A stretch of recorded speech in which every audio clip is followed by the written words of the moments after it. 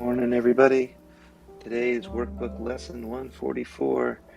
There is no love but God's.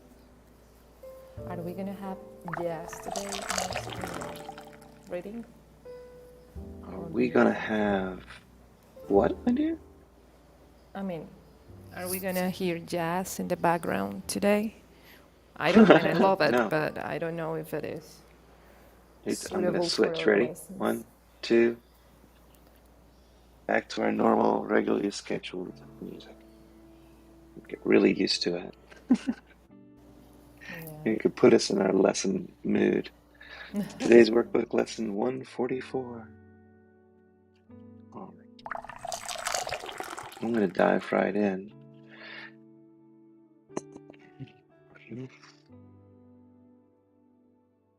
My goodness, Torrance, I haven't seen you in forever. Hope you're having a great day. Good morning, sir.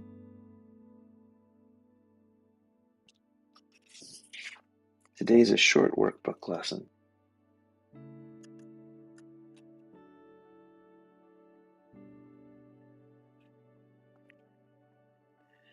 Today's lesson summarizes workbook lessons 127 and 128. My mind holds only what I think with God. Lesson 127 was, there's no love but God's. Lesson 128 is, the world I see holds nothing that I want. And the general instructions today are to begin each session with time devoted to preparing your mind to learn what each of today's review lessons will offer you in freedom and in peace. Open and clear your mind of all thoughts that would block your communion with God. Let this thought be that my mind holds only what I think with God. Engage your mind fully on that specific thought. After your preparation, merely read each of the 2 ideas assigned today for your review, and then close your eyes and say the 2 ideas for review slowly to yourself. There is no love but God's. The world I see holds nothing that I want. There's no hurry. Let each idea you review today give you the gifts that the Holy Spirit has prepared for you. This is the only format for your practice periods.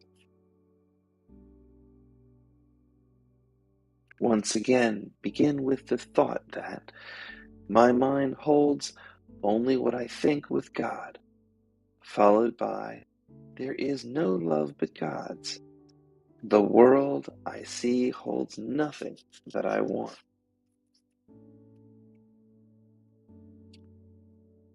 Tom, could you remind me which one you wanted me to go back and read? Was it 128? Uh, yes, 128 would be fine.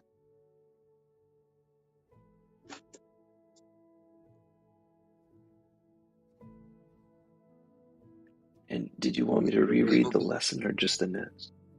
Just a note. The note would be fine. Thank you. Appreciate your suggestions.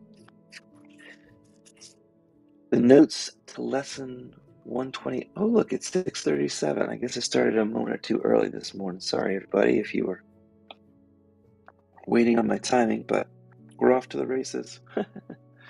Today's lessons 127 and 128. Short-term memory here. 127 and 128 is the review. So I'm going to read the notes to lesson 128 to kind of summarize the two ideas for today. And the general theme today is to Think about these two, kind of like yesterday's, think about these two lessons. And the big idea here is really realizing that the world that I see with my eyeballs doesn't really have anything that I want. So notes for lesson 128. The world I see holds nothing that I want. It's important to realize that the world you see holds nothing that is of any value for your current or future happiness or inner peace. This world provides nothing that can make you joyous or happy, since your mind, not the outside world, is the source of your experiences.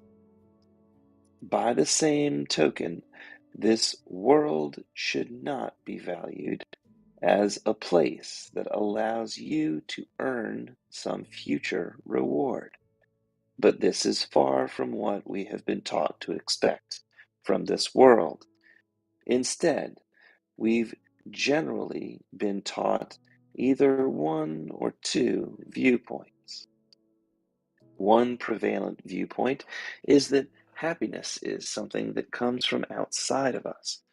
Most have been taught that there is something outside of yourself that you need to make you happy. This belief leads to a great deal of conflict, struggle, and pain as members argue over the correctness of their own ego's plan for world happiness. Grievances arise anytime another fails to comply with someone's predetermined performance standards that were supposedly required to make the world happy. Each party's in a constant battle for the rightness of their plan in their quests to manipulate the outside forces that they perceive are needed to make them safe and happy. This viewpoint binds us to the belief that something outside of ourselves is responsible for our happiness. Happiness is something that happens to us rather than through us. This viewpoint disempowers us while supporting our ego's belief in lack, limitation, and separation. Our ego's plan fails to recognize that our mind is the source for our happiness. We are told to seek for happiness, love, and peace where it cannot be found. We fail to realize our world is a mere reflection of the values of our own mind. This world was designed to provide false evidence to support your ego's belief in your littleness. When you value the things of this world, you bind yourself to your belief that you are your body. You accept the limitations that come with the physical body and argue for your own littleness. The body is a neutral communication device that holds a place on the game board of time and space. It is not who you are. By identifying with the body's needs as if they were your own needs, you hide and obscure your true big S self's identity. The second viewpoint that's prevalent in our society is that the world is a place where we come to suffer, do penance, be judged, and perhaps earn our way to heaven or some future reward. In this case, it would seem as if the world would not be something that you would value or want. But that's not really the case. In this warped view of reality, your ego has transformed a God of unconditional love into a judgmental God. The world of the ego now becomes a proving ground in which you need to do something to earn God's favorable judgment so that you can be happy.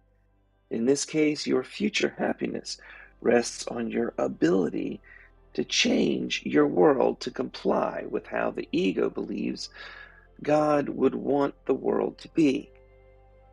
Correcting the world becomes your function and your duty. This duty gives you the right to impose your will upon another in an effort to fix, change, control, protect, and impress in the name of both God and love. We value the world as a place where we can earn God's love back. The second viewpoint reinforces this earlier erroneous belief that God's love is something that must be earned and therefore could be lost in the first place. It maintains our ego's belief in sin, guilt, and separation, but most of all, it confirms that our ego is right and that God's love is not unconditional, and that our fear of God is justified, warranted, and real. That son of a bitch is coming for us. This viewpoint that love can or must be earned is a major barrier in our willingness to accept God's plan for salvation. We see God as someone to fear, right? It's this big Santa Claus looking guy, but he's got a spear of lightning and he's coming after us. This fear becomes a major stumbling block in our willingness to accept the simplicity of God's plan for salvation.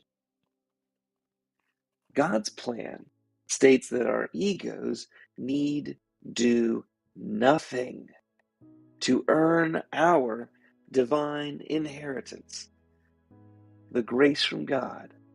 It was freely given and never could be lost.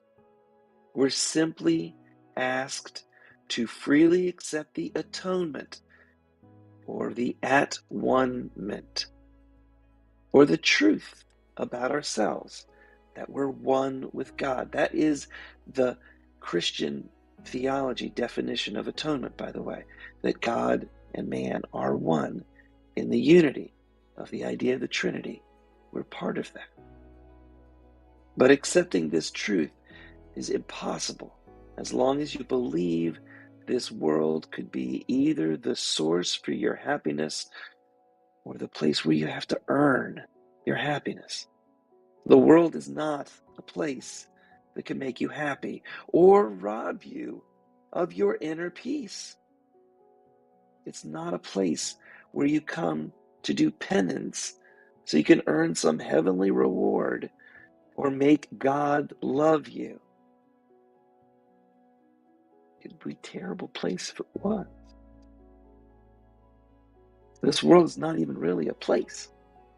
It's an illusion that only appears to exist within your own state of mind. When you no longer value this world, the illusion will also disappear. Tom, what a summary. It's really magnificent. Thank you so much. I'm really looking forward to having a meditation on this. I'll take the question and I'll put it in the notes. Do you want me to read it now before we go on? That's okay. Great, Tom. Looking forward to the meditation. Thank you. So what this lesson says is that my mind holds only what I think with God. There is no love but God's, and the world I see holds nothing that I want. So we're going to explore a little about what this world is and what our choices are, and see if we can, as a decision maker, decide what's actually in our best interest, our own selfish interest, to uh, believe about ourself, our world, and God. And at stake is really the question of whether you will think that this world has something that you value, or whether you wish to realize that there is no God love but God's, and God's love is unconditional, requiring nothing that you need to do.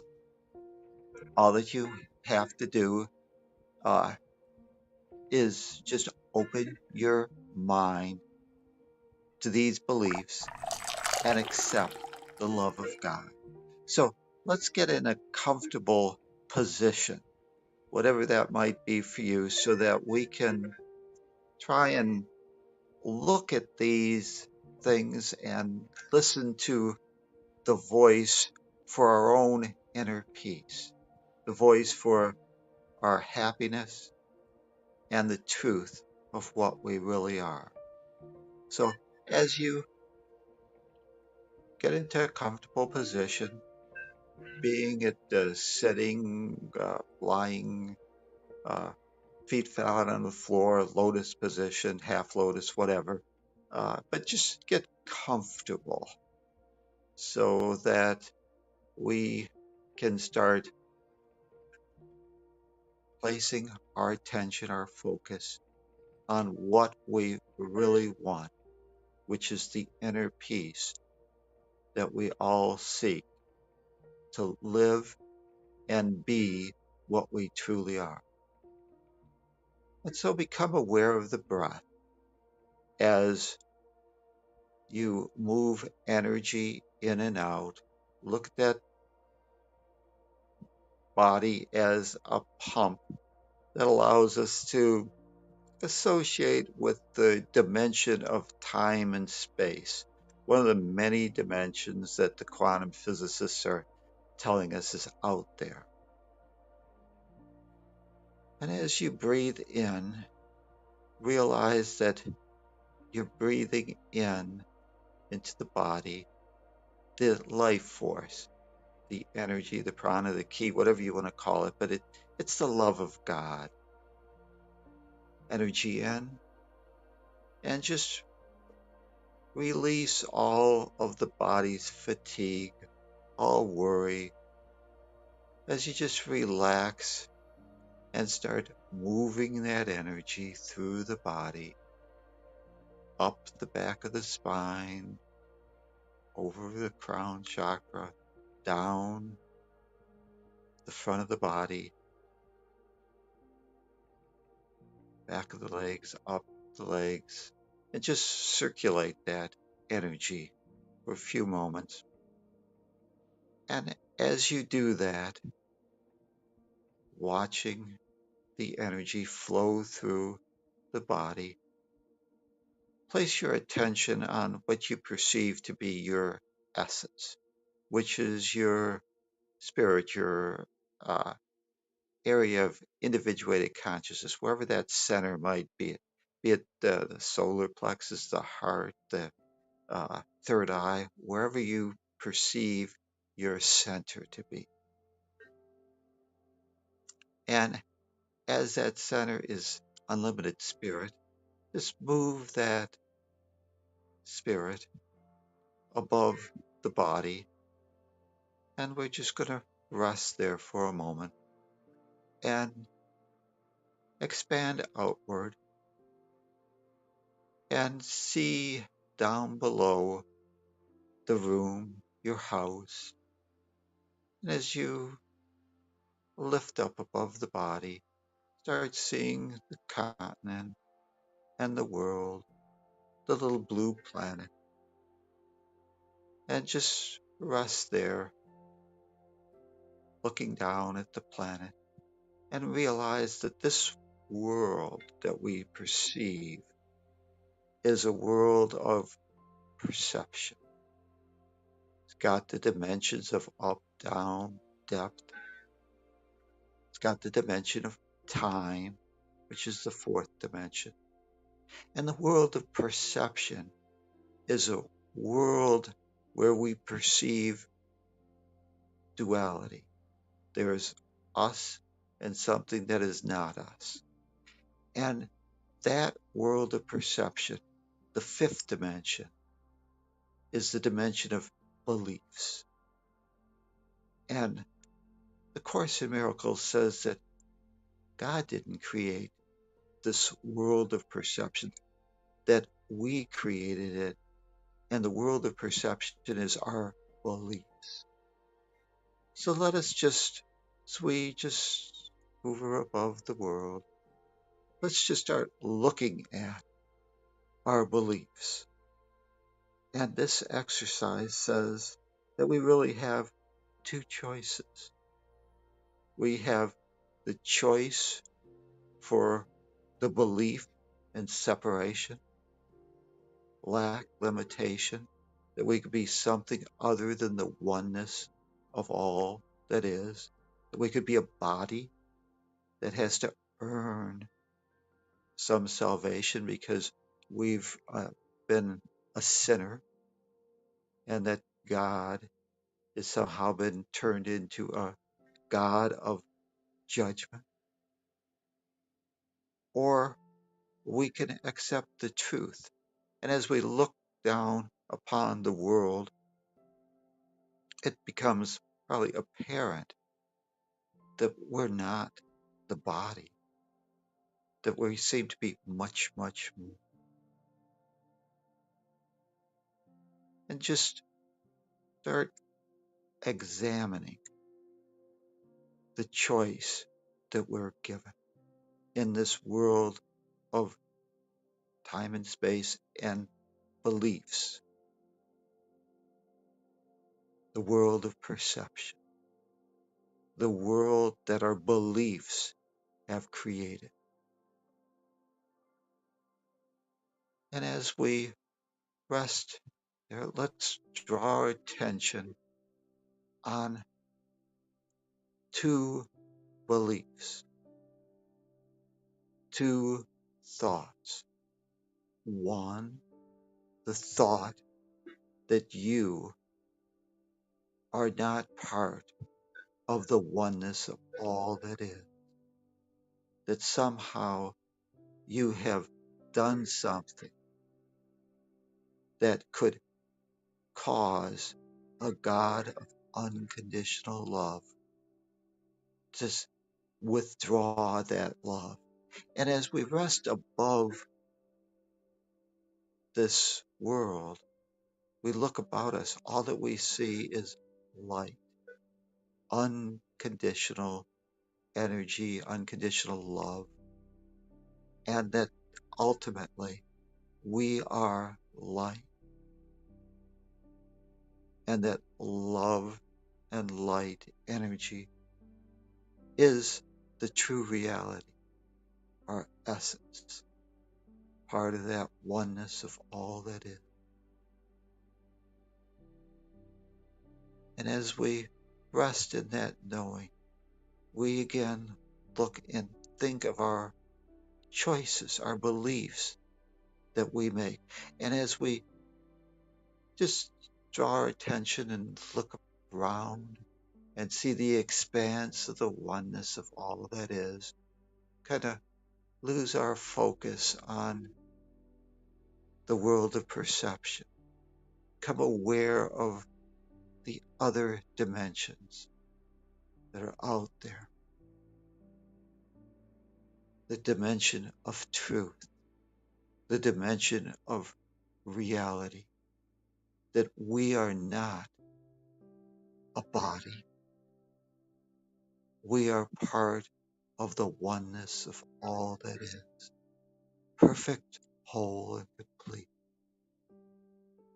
part of unconditional love. And as we feel the, I'll say, breeze, the energy of unconditional love surround us, realize that although we can believe that we're something that we're not, that we are a body, that we have to earn God's love. As we float out there, being part of that energy field, we realize that we're surrounded by love. We're surrounded by the flow, and all that we have to do is accept the love that is the world, the truth, the reality that there is only God and we are that one. Resting in the love of God. There is only the love of God flowing endlessly. And just bathe in that love. Just knowing that there is no separation. We no longer have to earn or do anything. For as part of the oneness of all that is, we are the recipient of unconditional love. And unconditional love accepts us totally for what we are. We need do nothing. Just bathe in that knowing that you are a spiritual being, part of that oneness. Just rest in that knowing and feel that love flowing at you, around you, surrounding you, and actually one with you. No separation. That's the love of God. And as you rest in that knowing, realize that there's nothing you have to do. You don't have to earn love, for unconditional love flows endlessly. There's nothing that you need to do. Just open your mind and accept the at-one-ment for yourself. You are God's treasure, part of that oneness. God calls you the recipient of God's love. And as you rest that knowing, let's re-enter the world of perception, the world of time and space, the world of beliefs. And let us place our awareness on the idea that there's something outside of ourselves. Let us just focus on the idea that there's only the 5 dimensions that we wish to place our attention on: up and down, depth, and time. And the 5th dimension, our beliefs. And as we limit our perception, our dimensions that we're now going to place our awareness, we start moving out of the world of truth into the world of illusion, where we have limited access, at least in our mind, of those other dimensions. And we start seeing now the blue planet beneath us and realize that it's our beliefs that create the world of perception.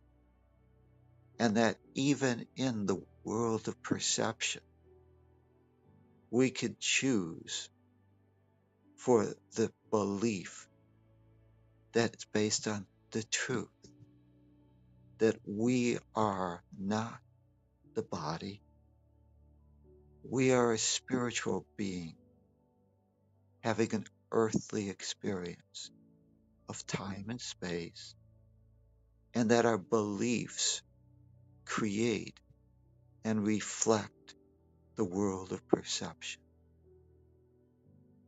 And as we slow our vibration down and become more aware of the world, and we approach and we start moving through the clouds of beliefs, and we see below us continent, our neighborhood, the room, the house, and as we now see our body sitting there in its relaxed position, just hover above the body and realize that this body, it's not you, but it's a neutral communication device that we use to hold a place on this game board of time and space, this world of perception, where we can be or imagine anything we want in the perfect safety of the truth of that higher dimension, that we are God's beloved child. We're a spiritual being that has chosen to have an earthly experience. Why? Because we wish to be as an individuated aspect of that oneness of all that is. We wish to demonstrate what it would be to know what love is, what love would be in form. And as we hover above that game token we call the body, think of your beliefs, realizing that you have the power as decision maker to choose for the truth that there is only the love of God, unconditional, and that we are part of that oneness. Or we can choose the idea that we are something that we're not. We can pretend that we're limited, that we lack, that we're a sinner, that there's something wrong with us, that somehow we have to earn our salvation. And which of those two beliefs hold the most likelihood to give us the inner peace that we truly want? The belief in limitation, lack, sin, that we have to earn our way back to our true identity, that God is a God of judgment, or the belief that stands for the truth that we just previously experienced as we became aware of what we truly were, not limited to some belief, misinformation, that we could be something that we are not. It's a choice between truth and misery, the acceptance of the love of God, or the need to be an earner a fixer, someone that needs to correct what's already perfect, whole, and complete. How do you fix something that's already perfect, whole, and complete? What you do is accept the truth of what you really are. And as we hover above the game token we call the body, make a decision today in this world of perception. What voice, what belief will you choose to follow? Will you accept the love of God, the truth, and achieve what you truly want, which is the inner peace of knowing that you rest in that flow of unconditional love, total acceptance?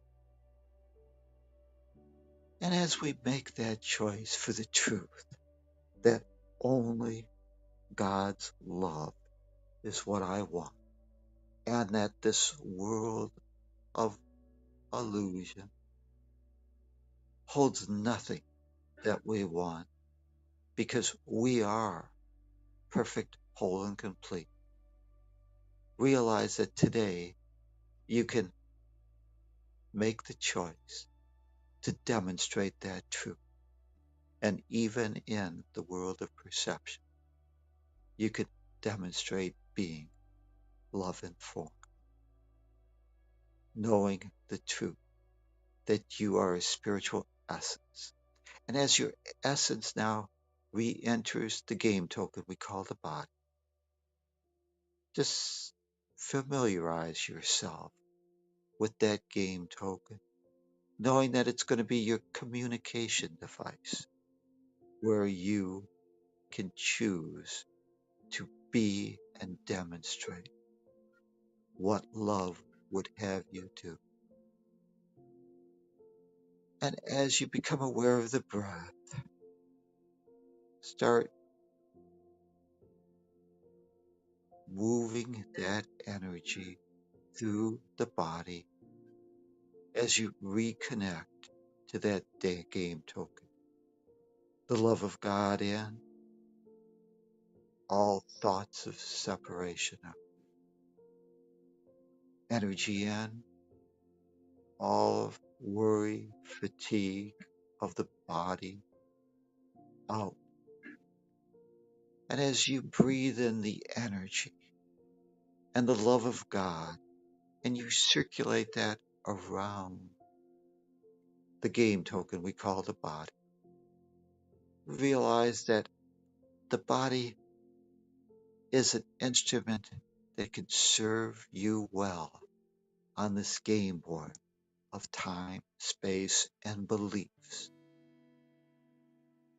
And today we choose the truth of what we are. A boy perhaps pretending that he's a dog, but knowing the truth that his pretense cannot change your reality. And know that today you'll probably meet some brothers and sisters that perceive themselves to maybe be that dog and actually believe that they are the body. And let us today realize the truth that they have misunderstood what they truly are. And let us say what love would have us do is help minimize those fears and realize that they are part of that oneness, perfect, whole, and complete. We don't have to change them. We don't have to fix them. We don't have to control them. We don't have to protect them. We don't have to impress them, for they are just pretending to be something they're not on their own perfect journey of reawakening. Because although we can pretend we are something we are not in this dimension of beliefs, our beliefs cannot change the truth. And with that knowing, today, let us learn and demonstrate and help minimize fear in the world. And when you feel connected to this game token, you've re entered this world of perception, the world of beliefs, knowing that it's just an illusion, has no impact on that flow of unconditional love. A deep breath and open your eyes, knowing that you remain God's beloved child, perfect, whole, and complete. There is no love but God. Create a great day. Namaste.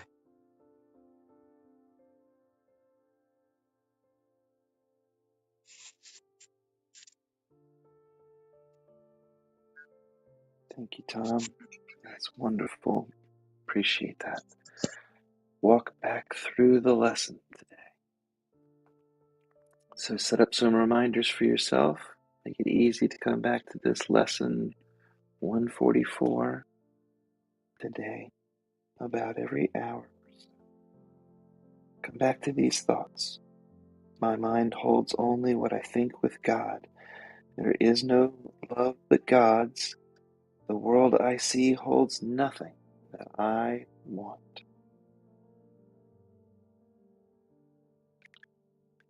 And if there's anything you guys feel moved to share, that's wonderful. I'd love to hear it.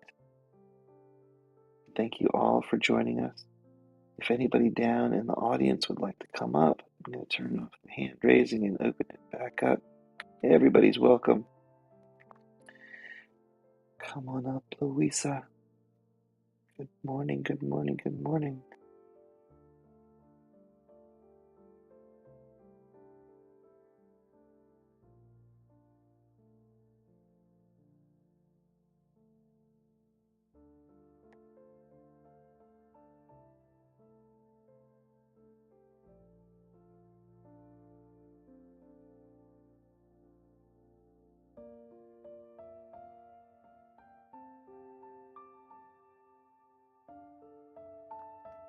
Sometimes these lessons can be a lot to digest, and I can tell you, as I was going through the meditation, I definitely was in and out of my ego. It kept bringing up the world's problems, and I'd hear Tom's words, and I'd come back to this truth.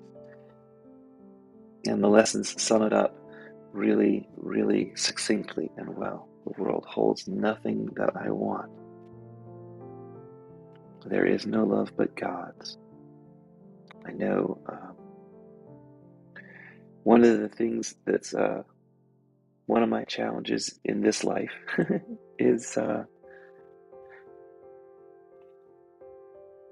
helping support my children through child support to my ex. And I want my children to have a safe place to live and be supported. And I'm happily willing to give for that. And it's easier to give when somebody is gracious in their receiving and not demanding. But on my side, I can still choose to be peaceful no matter what their reactions are. And so that's what this lesson comes back to me for. I can let them have their reactions and not really worried about what's going on in the outside world. I can be happy in the thought that I'm sending money to a place that will support my children and just focus on it from that perspective. And that takes all the sting and the pain out. It makes it a lot easier for me to be peaceful and do my job really well. I'm having a lot of fun at work And so I'm going to spend today enjoying putting together the puzzle that I got hired to basically make a big jigsaw puzzle, or Lego building, if you will. And I get to do it for General Electric. It's a huge, just a beautiful little miracle in my life. I get to build the design system for GE. It's be a really nice thing in my little career hat full of feathers. So I choose to focus on the stuff I got to be grateful for. And Adriana's going to be coming home on Saturday, which is super grateful for. And that's about it. I got gratitude. There's no love but God's. That's where I'm at today. Well, in this dimension of time and space, we've all been given roles to play, and we need to uh, complete or fulfill our roles that we're assigned, because we do need to take care of the bodily game token, and the body does have specific needs for it to be able to be maintained here. So what we want to do is realize that we've been given roles, we have roles that we've agreed to accept, and as you stated, Lee, is to fulfill those roles to the best of our ability, and to do those things with love, kindness, as opposed to some sense of duty or obligation that is a requirement. So you can, uh, whatever job you have, you can approach that job as a thing of beauty that you can do and demonstrate your skill and your giving, or you can look at it as something that is a drudgery. And that's a personal choice. And so everything ultimately becomes how we choose to view something. If we look at it as imposed upon us, as opposed to something that we have accepted as one of the requirements to hold a space on this game board, then we can approach and get into those tasks without so much of a energy drain, so to speak, and we can bring our best foot forward. We can respond in a harmonious way, as opposed to with begrudgery. Whenever we do that, we hold secret grievances, and that tends to create a drag on the task at hand. So just be aware that in this dimension of time and space, the world of perception, we do have functions, roles that we're assigned to fulfill, but we can fulfill those with love, or we can fulfill those and do those things as a sense of duty, begrudgery. It's something that we are obligated, and that will have a tremendous impact on how we experience the, the present moment. Thank you. Thank you, Tom, and thank you, Lee, for all the things that you said. I'm really, really happy to hear you say it and sharing. I love it very much. I was remembering something that happened to me in the past, and it's related to something that Tom just said. And it is part. I mean, there's something that Tom just said that really made me remember that part of my life. When I first started to know my ex-husband, well, I have always been supportive of my mom. I have been sending money to my mom ever since I have the ability to do it. And I never thought about it like a something like an imposition or anything. I just wanted to do it, and I feel the responsibility to do it because my mom really made great efforts for us to have the life that she could gave us. She worked hard. She really had to sacrifice a lot of her personal life to be able to give us a safe place to grow up. And she never took us away from my father's family, even though she was in a really abusive relationship with him in the past, and she never took that into us. I mean, she never put that in our consciousness. So my mom really was a really wise woman, or is a really wise woman. And I remember that when I first met my ex-husband, he started to question that, and I never questioned it before. And he started to question, why do you give your mom money if she's really like in an age where she can be by herself, and why do you need to support her in that way? And I was really in a very good position in that moment. I was earning really good money in Mexico City, but I never questioned that in the past. And as I was starting my relationship with him, I took that deeply in a thought within myself, and I started to feel it heavy, and I didn't realize how much of a responsibility I made out of it. And of course, my ex-husband wanted me to just not give her money because that's how he is. That's his choice of handling the situation. But it helped me in a way just to reverse a little bit the stress that I was having on that specific situation. And of course, it didn't came out as he wanted it because I never stopped giving my mom money. But I did thank him in some point because it made me realize that I wasn't doing it with much of consciousness of my love. And when I really gave it a thought really deeply within me, and I questioned myself, is this something that I want to be doing all of my life if I can? Is this something that it's coming out of a sense of duty instead of a sense of wellness for everybody?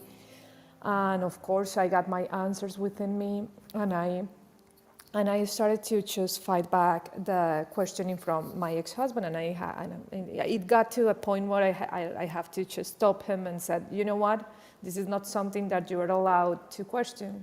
It helped me to understand the dynamics, and I'm really thankful for that. But this is something that comes from love, and I'm not going to stop doing it if I can't.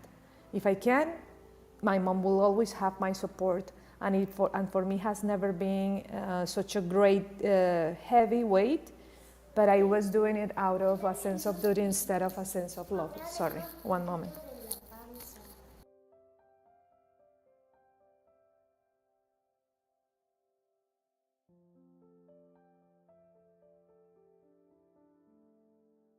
I think that changes the perspective of everything. That's wonderful.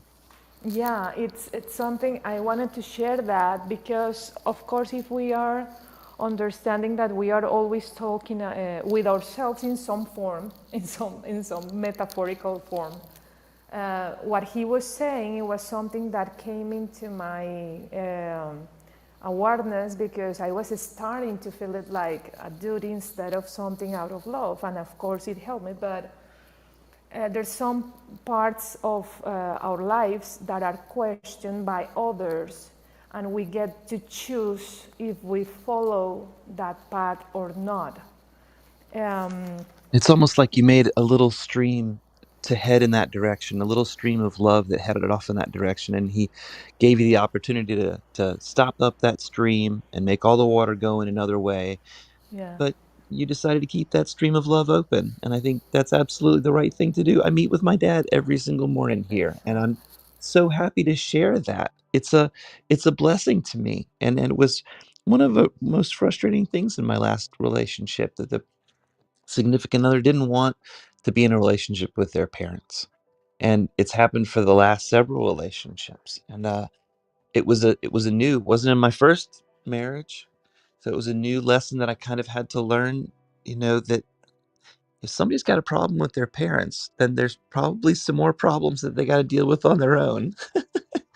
I think Yeah, there's a time when we move on from that yeah, kind of child parental relationship where we've got some good stability and we can really be partners in life rather than parent and child. And I've learned so much from my dad, so much running next to him as we're going through the path of life than I think I ever did, following behind him in his shadow. Yeah, it's a blessing. yeah, it's a blessing, and you will find always in your path people that will question some of your most regular dynamics in life. But if you took those like as just a moment of reflection, you will find yourself like validation on something that you were doing, or just redirection. So in either way, it is helpful in some form to have resistance from others, I guess. But if you decide just to take it from the higher perspective, it doesn't matter if you have to redirect yourself in another direction. Sorry for the for the words there, but or if you want, or if you want to remain with what you're doing, it will always be okay. So that is something that in some form is related to this review of the lesson, because it is like the main idea that is that in my mind I only hold the thoughts that are with God. You will always find um, resistance or allow, or flowing on the direction that you're taking. And it's just the way that we all have within ourselves to just keep searching and keep going and keep moving forward towards the idea of happiness and well-being that we have inside of us. And it doesn't have to be the same for everybody. I respected the idea that my ex-husband was putting it on the table, but I didn't have to accept it. I just wanted to follow my own path, and I respected his view on things, and I really um, um, was grateful for the thought. But we don't always get to do everything that a loved one said only because they supposedly love us. So we always have to just take those resistance or those questionings from outside, like a moment to just reflect, and therefore we will find our validation and our redirection. I wanted to share that there was something in the words that Tom said that sparked that that part of my process, and it was a good one because yeah, I don't even know why I shared that, but it was fun. You never know what's going to help somebody. Thanks for sharing that.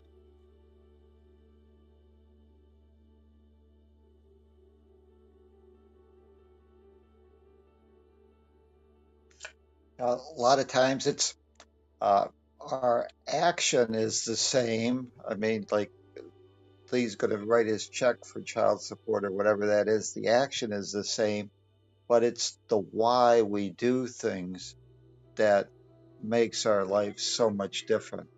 If we do things out of a sense of love as opposed to a sense of obligation, duty, or requirement to maybe make some sacrifice today to get some future benefit, some reward in heaven, or maybe some brownie points so that at a future time we can say, oh, remember when I did that for you? Now I want you to do something for me, which is what a lot of times our actions take the form of.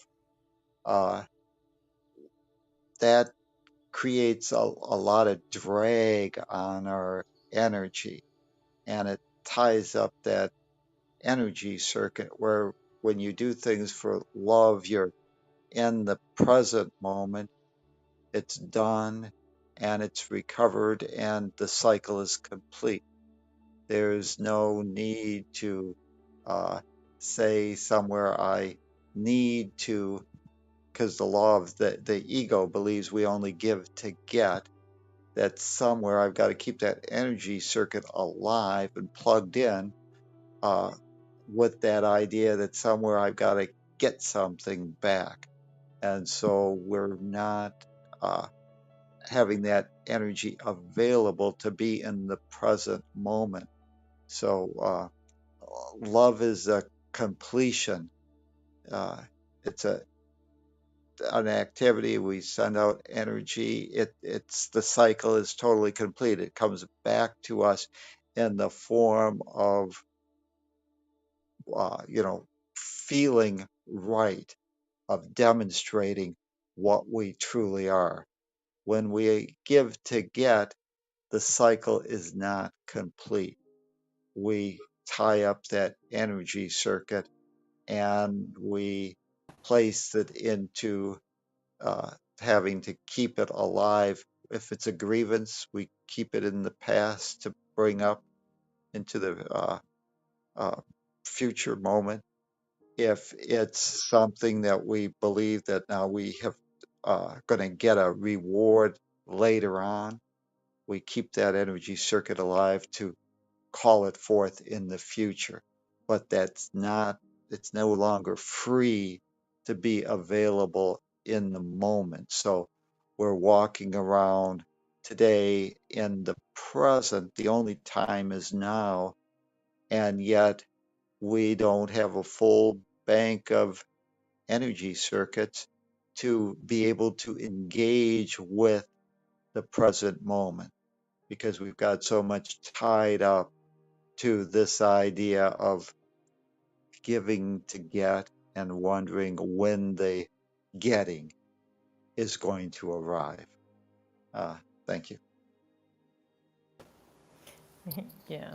In fact, that is, it's funny that you mentioned that, because now that you mentioned that, I realized that was the main concern that my ex had in the past, that why am I giving money away if I'm not getting any out of it? That was his main concern, and well, I respect that. And in some form, it has made him very successful with money. But it's in contrast. Well, this is his second divorce, so it's funny how life show you the duality in that sense. Well, I'm gonna have to. Oh wait, go ahead, Tom. Well, I was just going to say, you mentioned money. Uh, you know, we have a relationship with money. Yeah. And for many people, the relationship that they build with money is that it's something that we use to buy uh, something, and that it's considered a value in itself to hoard money. Whereas others, if you have an attitude of abundance, you start realizing that money is really a form of energy transfer, and you value the money for the ability that it allows you to be and spread prosperity as opposed to hoard it. So it becomes a thing to circulate uh, and to, I don't want to say, it gives you the ability to be able to respond with more options. If I'm wealthy, that means that if there's a tornado and I want to give to a particular person that temporarily appears to be in need, I can do that because I have those resources. So it gives me options that I wouldn't have. So again, we have to look, everything we have are relationships. And so if we seem to have a lot of poverty in our lives, uh, might want to look at your relationship with money and see if that can, if it's something that you believe there's a lack of, or if you, what beliefs you have about money, so that you can use your beliefs again to uh, be able to be in a better position to demonstrate being love informed. Thank you. Yeah, thank you, Tom. Yeah, it's funny. It's funny how we value so much money without consciousness. It's so that I have seen so many examples in my life. The worry and the stress and yeah, all the heaviness in the heart that causes that kind of relationship, a special relationship with money.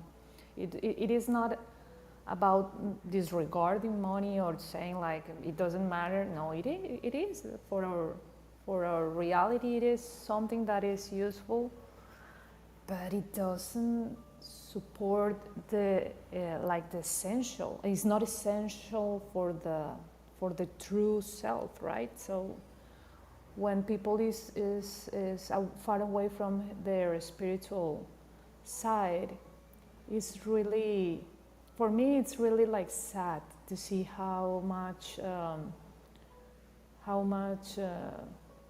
anxiety that relationship causes. Because I have seen it in my ex-husband. There was so many times he told me, is that you don't see problems in the world, or what is that you don't get worry about money? And I was saying no, because if I see the trees outside giving, I don't know, avocados or oranges, I know that I will not have hunger. So I don't get that worry if the exchange rate are in disadvantage one day. So I don't stress like that about money.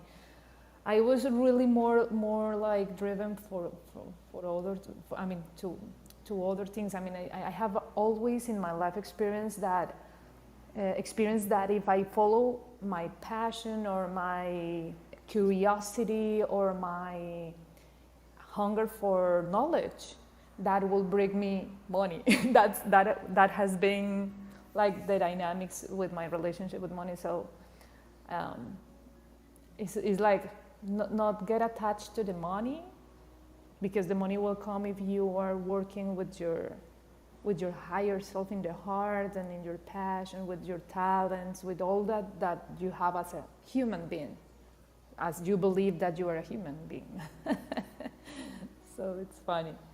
Everything that we have and everything that we have that we can hold with our hands, it's really an illusion. And it's all about how we perceive each other separate from everything that causes anxiety and yeah, discomfort, that we are supposedly like running the world by ourselves with no help at all from anything higher than yourself. So it's really amazing to have found A Course in Miracles, because it really validates some of those kind of dynamics that I had in my life, and also really rearrange some things that I had in my mind too. So doing this as a part of my life now and having consistency on it, it's helping me a lot to really detach from everything in in the consciousness. I mean, I haven't stopped to do in my life, to do my life and take care of things and all those things, but it really makes wonders when you understand that everything is a relationship. So you're going to make it special or you're going to make it holy. Mm. So I hope Well, everybody go, Janine. Thanks, Adriana. Good morning, everybody. morning, Janine. Hey, Lee. This lesson. Wow, what you said earlier, Tom. It caused me to really zoom out and examine some things, some of my thinking in my life, and it's funny how the Holy Spirit communicates and allows us to really see things more clearly. And I feel like a lot of my life I have had that begrudging thing going on because I've done a lot of things based on, what my mom wanted me to do. And for example, I'm not going to go down everything, but like, what I went to college for to begin with, what college I chose, um, probably getting married sooner than I wanted to, and a lot of little different things. Even I would say now the house I've selected that we live in right now was driven by making my mom happy. And so there was always a little piece of begrudging um, ness. Is that a word? Begrudgingness in my mind that was underlying my decisions because it was the idea that once I do this thing or once I complete this thing, then I can do something else, which kind of is not realizing that I'm really free to make my own decisions and co-create. I'm actually a co-creator with God in my life, which makes the idea that we have an agreement, some sort of agreement, a little bit confusing for me sometimes. It's almost the idea that our lives are, some people think, oh, there's destiny. You're destined to do X, Y, Z. There's this agreement that your soul made, and that feels like that to me too. And sometimes it feels very much like I've um, not been as free as I would like to be. There's this perception going on. I'm a lot better with it now. Being able to appreciate the day to day and living in the moment. But this really shined a light on that idea that um, this thing I'm doing now is I'm doing it because I'm waiting for something to happen in the future, and I don't. That's something that I need to work on because even with my and I guess business is kind of like that sometimes because you are doing things to get a reward of payment in the future. Like this flip, it just seems to be dragging out because I just want to. I'm hurrying my contract. All right, come on, let's get through this so I can sell the house and get the get the profit. And I want to take more opportunity to just appreciate and really be in the present and love what I'm doing. And I think that happens in relationship too, like in my relationship um, with my guy. It's like, all right, well, because he's working on this business and he's got to do these things. I'm like, all right, when he gets through these things, then we can go on our trip. And I don't want to always be like that. And I realize a lot of my life has been like that, just doing things to get on to the next thing. And I can't say I've had an anxiety about it, but just kind of like a hurriedness about things. And I guess that's not being totally satisfied with the present. And that's not a good thing. So just something else I need to work on and look at. And I thought I was doing it, I think, but when I stepped back to look at everything, um, it was a realization that there was a part of me that's still doing some things. Maybe not so much begrudging now, but um, just a little bit of impatience with what's going on in the present. So that's just my truth right now, and it's interesting. And I'm glad light was shown on it today. Thank you. I was drawn away for a good part of this discussion, but um, by something that actually is related to what the discussion was, from the best I can figure it. And I want to call anybody's attention who's interested to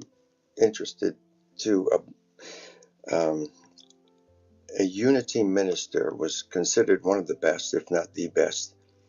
And unity represents new thought, which has a lot of its roots in the world, in the same kind of thinking that we're employing here.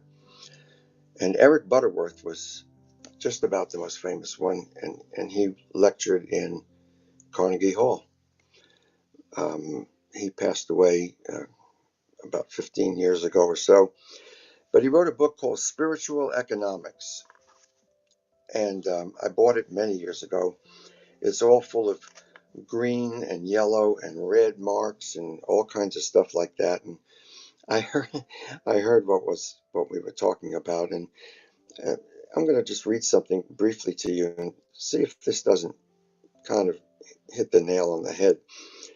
Turn from the appearance of lack to the reality of affluence as you declare for yourself something like this: I establish myself in the limitless substance of God, and I have abundance.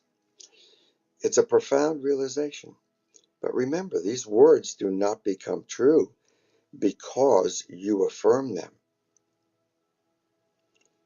That is the common confusion about the practice of affirmative prayer.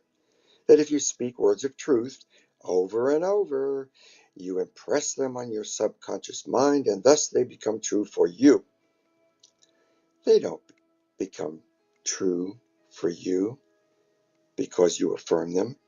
You affirm them because they are true. You are synchronizing your consciousness with the reality of the truth, capital T, creating a channel through which the mystical flow may do its powerful work through you. And it goes on. There's a lot of things that are so, I mean, I could just pick up almost any page, and I just picked that one actually. But I think that there is a direct relationship. Um, Jesus talked about it, dealt with it to some degree. Many of the disciples did. Some did a good job, some not so good. But I think in the real big picture, for me, um, I'm in the midst of a new way of thinking about that. I told you yesterday about this incredible miracle that happened Friday night that made me, well, yesterday made me, let me say it right. Yes, on Monday, it made me feel so much better that I didn't get alone. But like you're saying, Janine, you have enough. And Adriana, you have enough. You've got avocados on the tree. That's all we need for today if we're really living in the now. And God provides for us. And if God wants to send us on a mission, wants us to do something differently, He will also provide the substance necessary for us to do that.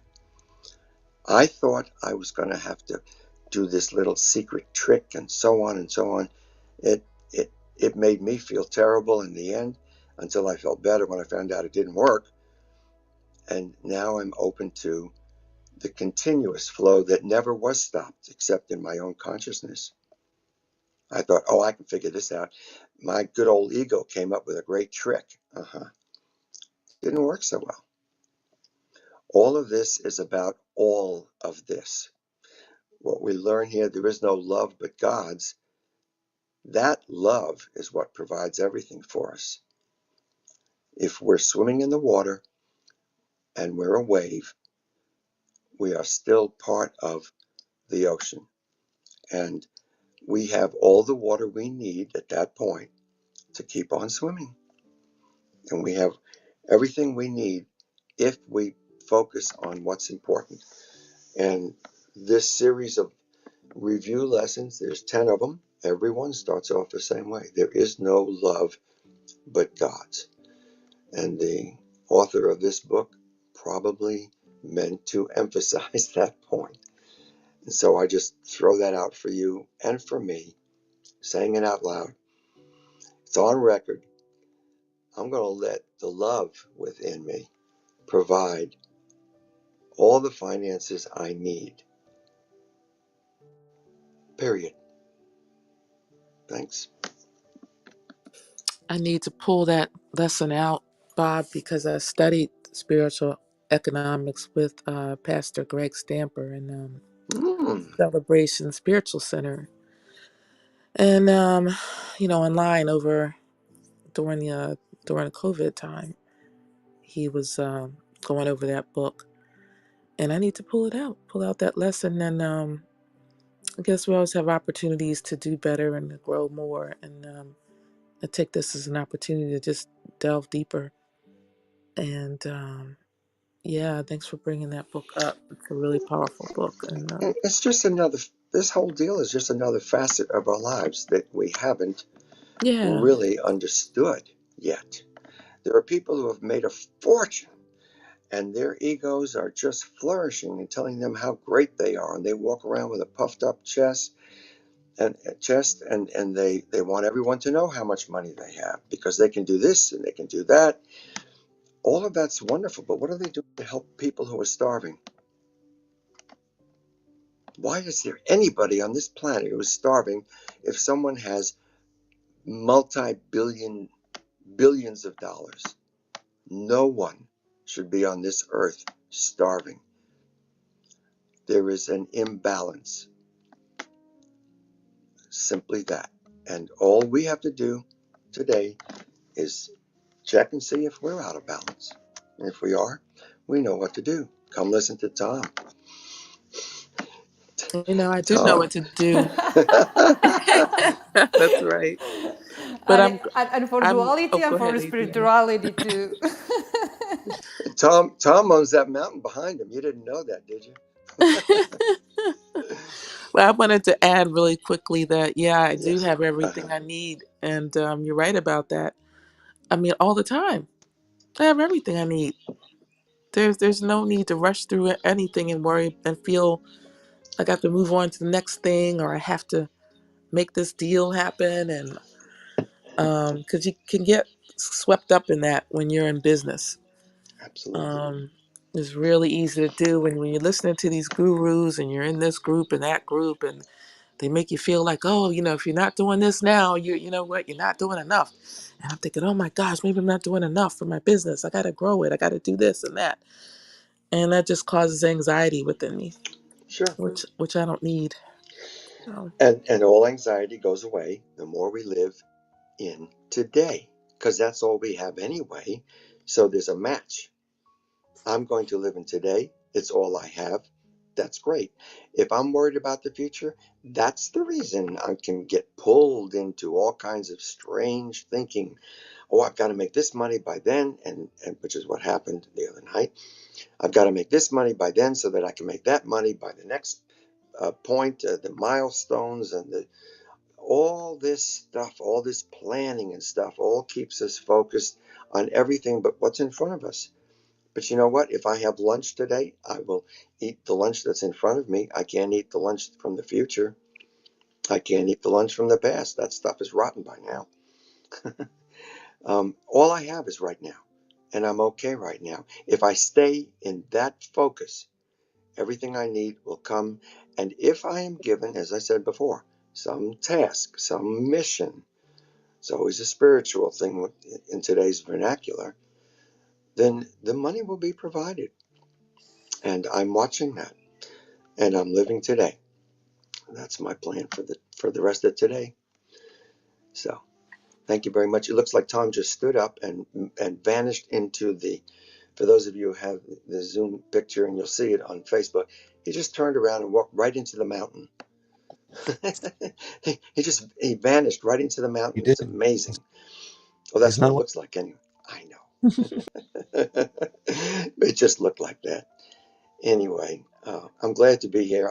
I did have something very important that I had to leave, and I don't do that most of the time. But in this particular case, it was to learn about a friend of mine whose son is autistic, who Oh, is now on dialysis, um, and he's looking for another kidney, and he has a very unusual and rare blood, and he lives boy, up oh in boy. Buffalo. So many challenges. I sure hope he heals up quick. Yeah, My he'll be goodness. okay, I think. Hey, Rosa, I think you just came up here. Did you flash your mic? I did, but I'm having some physical stuff going on. A little, the diabetes got me kind of crazy. But I did notice that, I really, truly, I love Eric Butterworth. I love his books. I also have come into the realization that it's all about alignment. You know, I really truly believe that there is nothing needed, wanted, or desired, that everything that we must have is here. And I really am going into that whole frame that there is nothing that I desire that I don't already have. It's about alignment. And I am working with this um, consciousness that everything is about alignment to the truth, and it just evades me. The whole thing about being type diagnosed as type 1 diabetes and having experiences in my childhood that match my adulthood with this whole season of uh, this disease. And it always evades me. I mean, I know that it's about alignment, that healing is about alignment, that wealth is about alignment, that understanding is about, it just evades me. It has not healed me. And I know it can. And yet it still evades me. It still have not healed from it. And my girlfriend said, well, Rosa, maybe it's about teaching and showing that no matter what goes on, you can still be who you want, travel when you want, do what you want. And yet it has not yet appeared. So I'm still working on it. I'm still in it.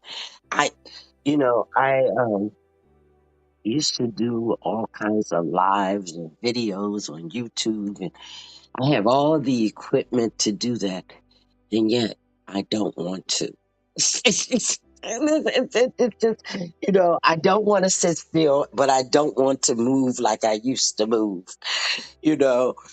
And so I am, I don't know where I am, I don't know why I'm feeling like this. And it's just crazy. So if I sound, if I don't come on or if I don't state anything, everything, it's like everything I know can be, and yet it doesn't.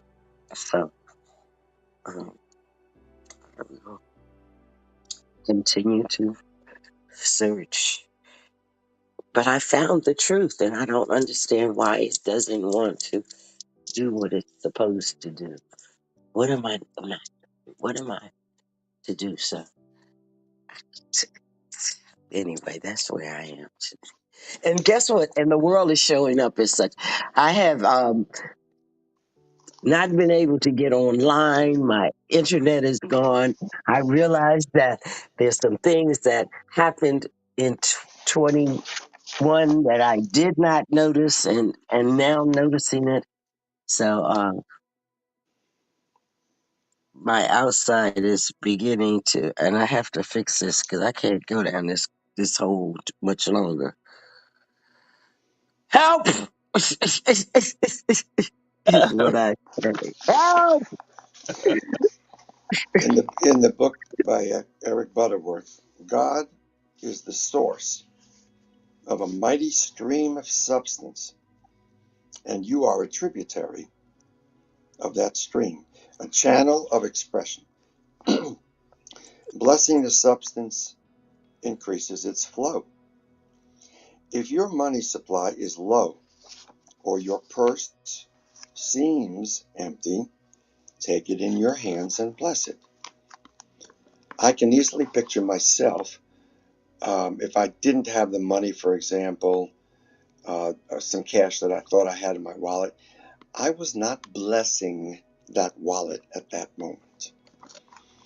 Here it says, take it in your hands and bless what seems empty. See it filled with living substance, ready to become manifest. As you prepare your meals, bless the food with the thought of spiritual substance. When you dress, bless your garments and realize that you are constantly clothed with God's substance. The more conscious you become of the presence of the living substance, the more it will manifest itself for you, and the richer will be the common good of all. Identify yourself with substance, and you will soon begin to rejoice in the ever-present bounty of God.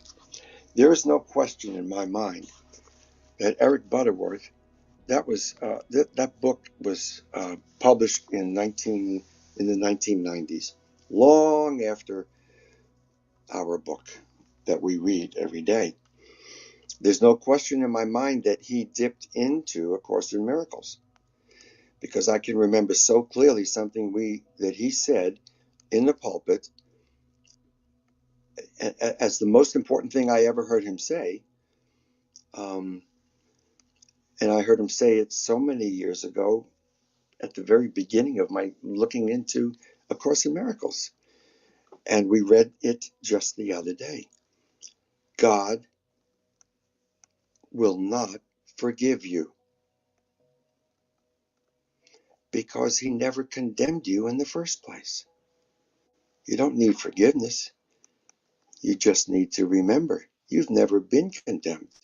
There's nothing wrong with you. God has everything you need, all the love you need, and it can translate through substance into making our lives better. Not necessarily happier, not necessarily sadder either, but it's not about, I want that money and that'll make me happy. No, what's important is that we can see that we are aligning, as Rosa says, with truth. Or as Eric Butterworth says, he says almost the same thing. He didn't use the word aligning, and I don't even remember the specific, but it's getting with it, where the real substance that means something and that can make a difference in our lives, that's all it takes. It's a slight change. It's where are we putting our attention? On the lack or on the abundance? And I think that's sounds simple, not necessarily easy to do, but it is quite simple to understand. And I think we can all move in that direction. And I'm going to be turning my attention a little bit more in that sense, that is God in action in my life, because he's preparing something for me. That's my thought for now. I have to say, yesterday I did a really great job of being present because I did my meditation in the morning. Maybe that was part of it. And I asked my mom, do you want to join me today? And all the things I have to do. She was so excited because she had thought of asking me that like a half an hour before. Wow. Yeah. And so I just really, really enjoyed being with my mom, and she can sometimes be a little cantankerous, and but we actually had a really great day together, and I was just so grateful to be able to take her around, and that she's, you know, still able to join me and spend time with me, and even though she's got her maladies and her body doesn't do what she wants it to do, we just laughed and rode around, and we both got our errands done together, and I was really, really happy, and not really concerned about getting. Like, I knew we would get all these things done because she had said that to me. You know, how are we gonna do all these things? I'm like, Mom, don't worry about it. We're gonna get it done, and we did. We enjoyed a nice meal together. It was just such a beautiful day, and the weather was so grateful. I was so grateful, so beautiful. I was grateful for the beautiful weather. It was just beautiful yesterday. So, and it always is. I like rain or whatever happens. I'm really great with nature. That's one place I'm really at peace. So, yeah, I'm going to have more of those days. And today I'm going to make it another great day. And by being present and in gratitude with everything, blessing everything. And I Well, I truly have bless your abundance. voice because your voice always seems so nice to my ears. So I bless your voice. And Thank you, Adriana. I think what Janine just said is a great cue for Lee to take some action if no one wants to continue to talk about these things at this point and want to go do something. Um, it's 8:09 my time, and I'm looking forward to a great day.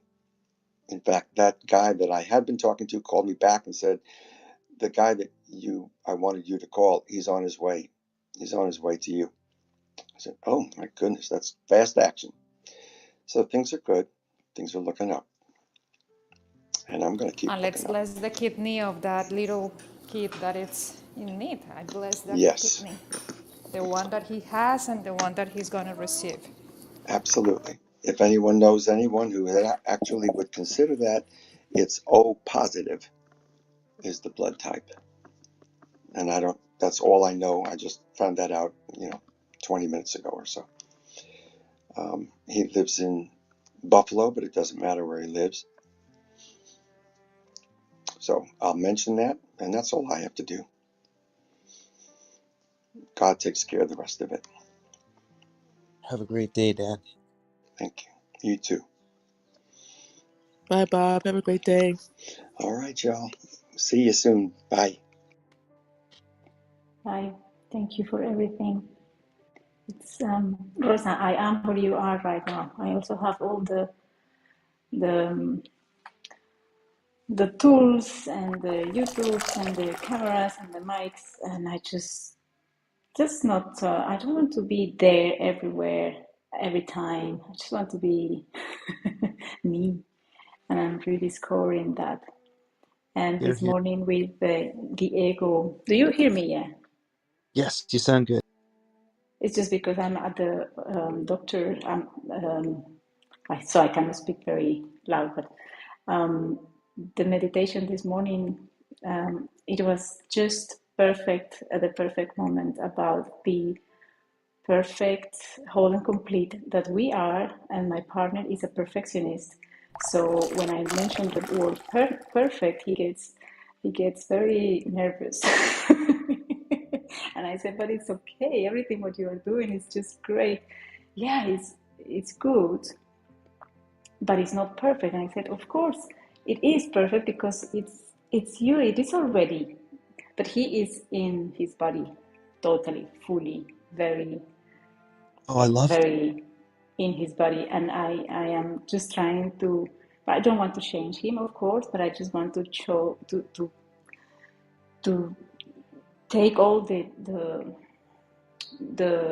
I think it's the pressure that he puts on himself to try to do everything perfect, which Yeah. makes me completely. It feels. I feel. very paralyzed when I see that, because I'm already perfect, so I don't want to strive to someone I am already. But it's very difficult to put that into words to him, because he's always from the mind. So he said, yeah, he's from the ego, and I am totally, well, not, I'm not totally at the other side, of course, but I can see the difference. So it's difficult when you live with someone who is not seeing yet that, but I love it, because it complements. Anyway, I didn't want to say too much, but it's just that the meditation this morning was just that I was just living at that exact moment with him. And Well, I with love. the change of the change of career, I'm not changing my career, but with the moment that I'm experiencing right now, which is I am independent. But what does it mean to be independent? Does it mean to be that, what Janine was saying, all these gurus and the leads and the lists, and it just, I don't know, I don't want to be that independent if I have to create so many reels and so It's funny because the word says it itself, independent. dependent, Dependent of yeah. your inside, or only for you, you depend on me. It's funny. Yeah, so by letting everything go now, all my clients that I got so petrified, then I say like, yeah, well, and then I'm doing what I what I know that I love, and I was just running to fill some hours and to complete some targets, but at some point, yoga, which is my passion, starts to become a prison. So I just have to let that go, because that was not me anymore. And voila, I'm here at the doctor's, waiting to see if what's happening with this body that is getting all anxious and stressful and maybe hormonal, which is fine. but I'm perfect, whole, and complete. So thank you for today, to everyone, each of your comments. I love what you said, Louisa. Go ahead, Janine. Oh, yeah, thanks, Louisa. I can relate to you and Rosa about the creating part in terms of gardening because I'm a master gardener. And I used to have a glorious garden at my other house.